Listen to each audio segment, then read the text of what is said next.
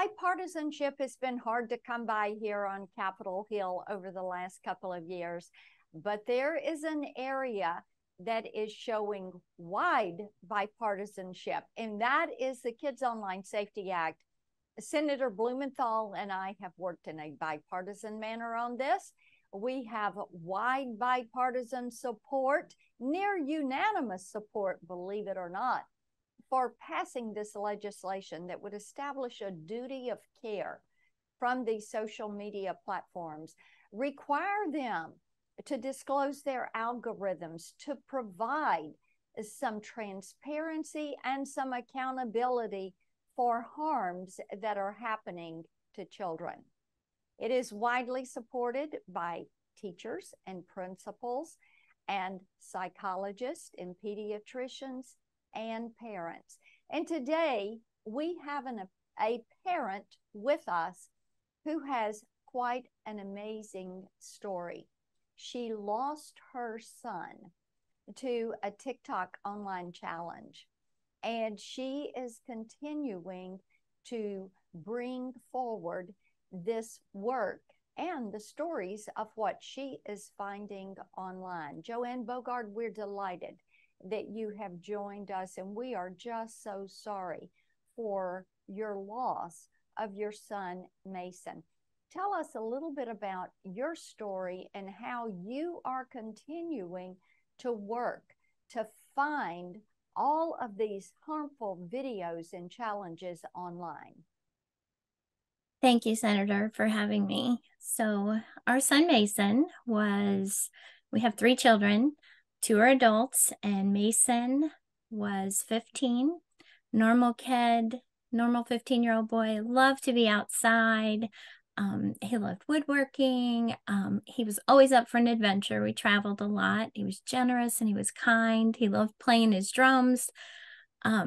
His biggest thing was if you couldn't find him, you could find him at his workbench watching YouTube videos and how-to videos on how to make a better fishing lure, things like that. So May 1st, 2019 was a normal day. He went up to take his shower, gave his dad his normal goodnight hug, told me, "I love you, Mom." I said, "I love you too, buddy." And those were our last words. Mason tried the choking challenge, and it went horribly wrong. We heard a noise, went to check on him, and Mason was unconscious, not breathing, with a belt around his neck. And my husband is a fireman, so he did CPR. He got a pulse back, but Mason never woke up. So for the next 3 days, Mason was on life support. After 3 days, they determined him clinically brain dead. And then we decided, he was such a generous soul, we decided that we would donate his organs. So he was on life support for another few days, and he was able to save 5 lives. And with the organ donation center did a video, and that's kind of what kicked off everything for me. They did that video and it went viral, and within 3 months it had 40 million views. So I was getting messages from people around the world saying, "We're so sorry. We are going to share this with our children, our grandchildren, our youth groups, because we had no idea. And so how can we help?" And I knew that was my calling, to stand up and do something, because that was Mason. He would stand up for the underdog. Those who didn't have a voice and didn't know what to do, he would figure it out and find a way to fix it.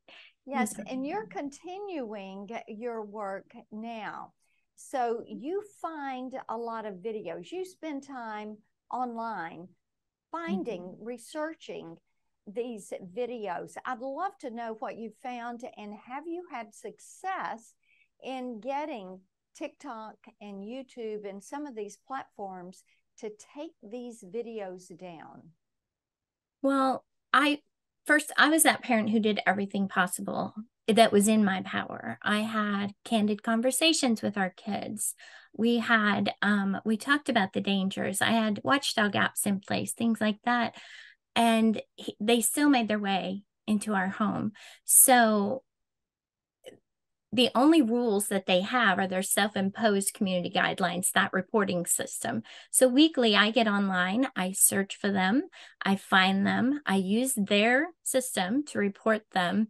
And if they actually reviewed as their community guidelines state, they would be removing that harmful content. But I find them months later, years later, the same videos still up there. I know the Becca Schmill Foundation just did some recent research, and only 1 in 20 videos with the choking game that they found was removed. And so when they are reviewed, they yield completely arbitrary results, and more often automatically conclude that it does not violate their policy, which obviously it does.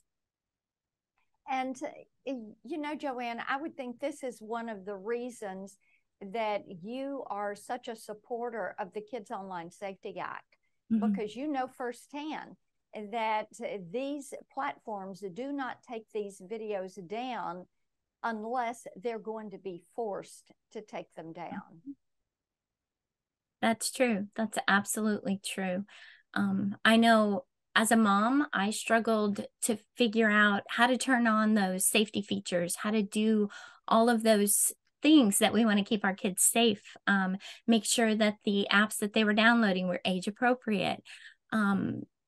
So COSA, the Kids Online Safety Act, it's going to help so much with those things. So well, we're going to continue to work on this to get it passed, because there are families like yours and kids like Mason that are depending on us to put some governance in place to require these platforms to remove this harmful content that is taking the lives of our children, that is causing mental health issues like we have never seen before. And as one mom told me, she said, you know, Marsha, I used to think that when I had my kids home at night and the doors were locked, that everybody was safe.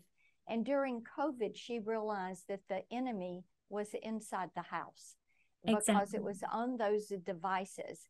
And her children were being exposed to things online that they never would have been allowed to see or know about in the physical space. So it's important for us to take those steps.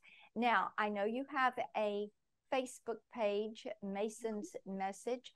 Talk just a moment about that. I do have a Facebook page, and it's called Mason's Message, and that's where I post tips and things to keep kids safe. What features to turn on and off, what's the latest challenge out there, how to talk to your kids about cyberbullying, all kinds of things. So, yeah, I do have that. Well, I hope that our audience will keep up with you on your Facebook page at Mason's Message. And Joann Bogard, thank you for joining us today. And everyone, as always, you will find me online at Marsha Blackburn. Thank you for joining us for Unmuted with Marsha.